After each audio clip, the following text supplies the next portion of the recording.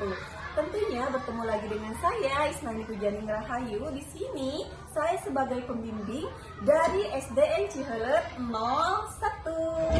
Nah, kali ini saya akan mereview tantangan Lexam Bedas yang kedua, yaitu mereview tantangan dengan metode Y-chart. Tapi sebelumnya sahabat-sahabat semua tahu tidak metode Y-chart itu apa ya? Y dalam bahasa Indonesianya itu adalah Y dan chart itu adalah diagram.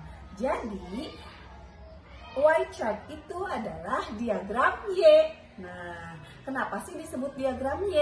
Karena bisa sahabat-sahabat lihat karya yang sudah saya buat. Nih, kenapa sih disebut diagram Y? Karena bentuknya itu seperti huruf Y. Ya, di dalam diagram Y atau Y-chart ada 3 bentuk utama. Yaitu 3 bagian ya, 3 bagian bentuk utama. Yang pertama ada inside atau terlihat.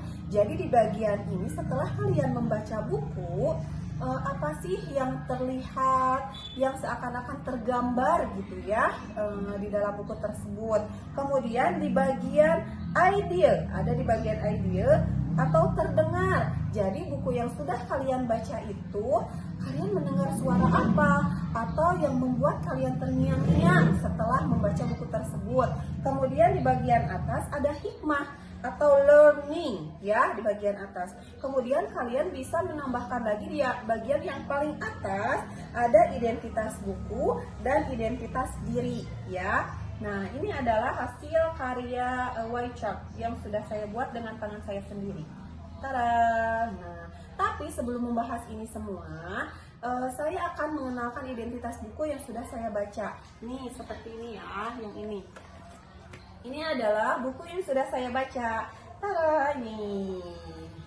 Judulnya itu adalah Kayu Jati Si Bangsawan dari Tanah Tandus.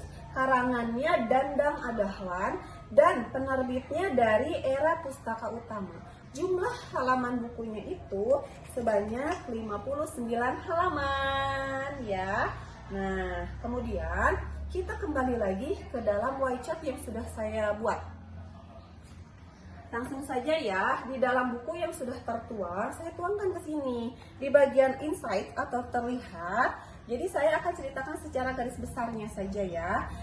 Kayu jati memiliki kualitas yang bagus, jadi sudah tidak asing lagi, sudah tidak aneh lagi kalau kayu jati itu dikenal sebagai kayu bangsawan ya. Kemudian kayu jati tidak akan retak karena cuaca panas ataupun dingin ya. Kemudian kayu jati mudah dibentuk oleh pengrajin ya. Kemudian sampai juga kerajinan. Meski keras, kayu jati itu mudah dibentuk.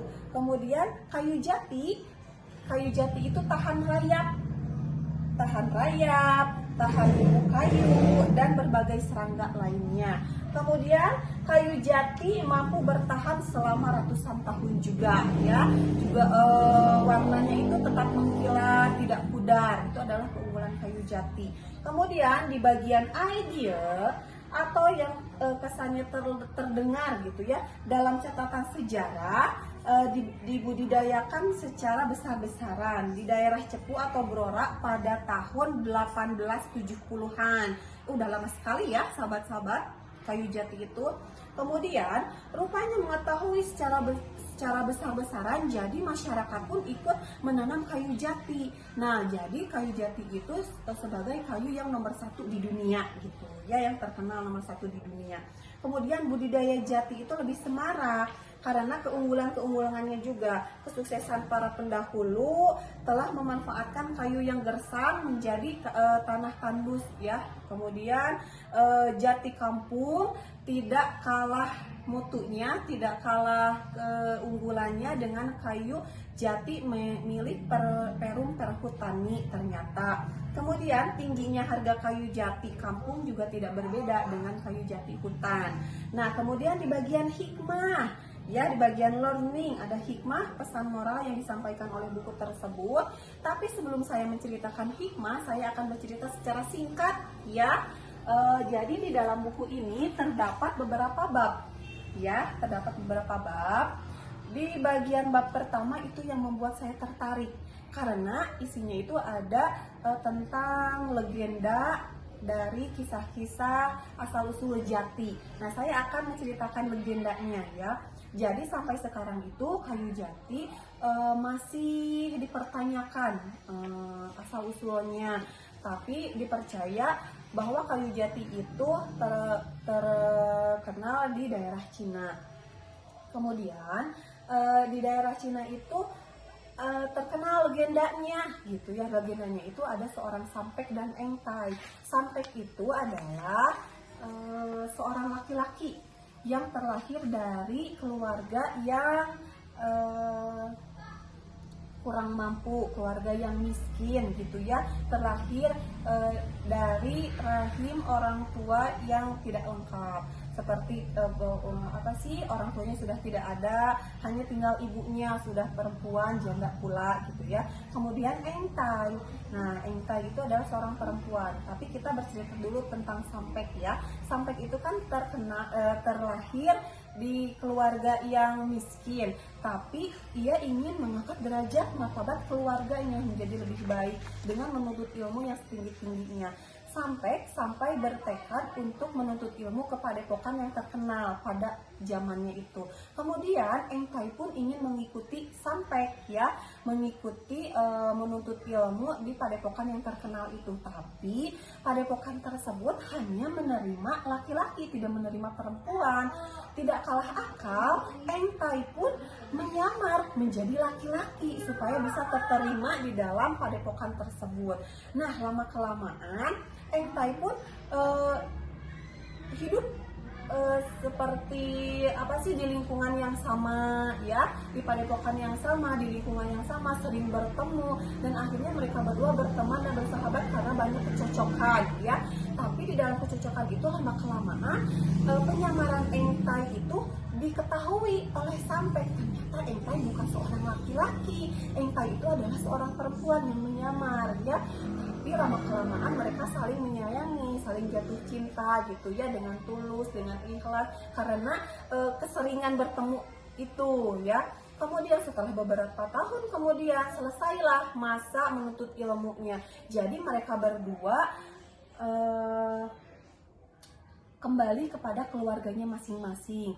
Nah, setelah kembali kepada keluarganya masing-masing, Engtai ya, seorang perempuan itu dijodohkan dengan keluarganya, dengan Mamuncai namanya ya. Mendengar hal itu, sampai patah hati, bersedih dengan hanyut, larut, sampai kepikiran, sakit, dan akhirnya meninggal dunia. Karena perempuan yang selama ini bertahun-tahun bersamanya itu akan dirampas oleh laki-laki lain gitu ya. Kemudian mendengar hal itu juga, Engtai sampai bersedih, sampai meninggal dunia. Engtai sempat merasa bersalah gitu ya, tapi belum tentu juga diterima katanya.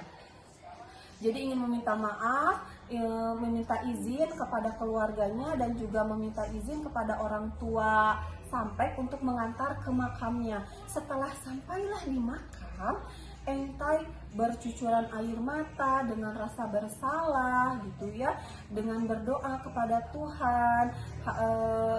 Kasih sayangnya itu merasa terhianati gitu ya, dihianati. Jadi berdoa kepada Tuhan supaya makamnya Sampek itu bisa terbuka. Nah, setelah itu Tuhan mendengar, makamnya sampai terbuka. Setelah terbuka, Engtai pun masuk ke dalam makam Sampek, dan akhirnya setelah Engtai masuk ke dalam makamnya Sampek, makamnya langsung tertutup kembali. Setelah tertutup kembali makamnya, menjulanglah pohon tinggi berdaun lebar. Nah, melihat hal itu, keluarga Engtai sempat terkejut. Juga ibunya Sampek yang perempuan tua renta itu berdoa. Jadi inikah yang dinamakan cinta sejati. Jadi kata jati itu diambil dari kata sejati. Nah, jadi seperti itu ya teman-teman semua. Nah, jadi hikmah yang disampaikan oleh buku tersebut, hikmah yang dapat saya ambil, setelah membaca buku tersebut, Kayu Jati Si Bangsawan dari Tanah Tandus, ini dari sudut legendanya ya, mengajarkan saya arti kasih sayang yang tulus, tidak pernah mengalahkan apapun dan siapapun ya, karena jati diambil dari kata sejati gitu ya. Kemudian sedangkan dari sudut pandang ilmiahnya di dalam buku itu saya dapat menambah pengetahuan dan wawasan budidaya dan keistimewaan kayu jati itu sendiri. Nah, jadi itu ya presentasi dari saya. Semoga sahabat-sahabat semua lebih termotivasi lagi untuk bisa membaca buku, karena membaca buku itu sangat menyenangkan loh. Nah, apalah daya, dunia ini akan terasa hampa jika tidak ada buku ya sahabat-sahabat semua. Nah, buku itu sangat menyenangkan dan buku adalah jendela dunia. Dan tetap ingat pesan saya ya, membaca itu jangan sampai koma, tapi membacalah sampai titik. Nah, terima kasih. Mohon maaf jika ada kesalahan, karena kesalahan hanyalah milik manusia dan kesempurnaan hanyalah milik Allah Subhanahu wa Ta'ala. Terima kasih. Salam literasi, literasi bedas, keren, dan asyik. Assalamualaikum warahmatullahi wabarakatuh. Dadah.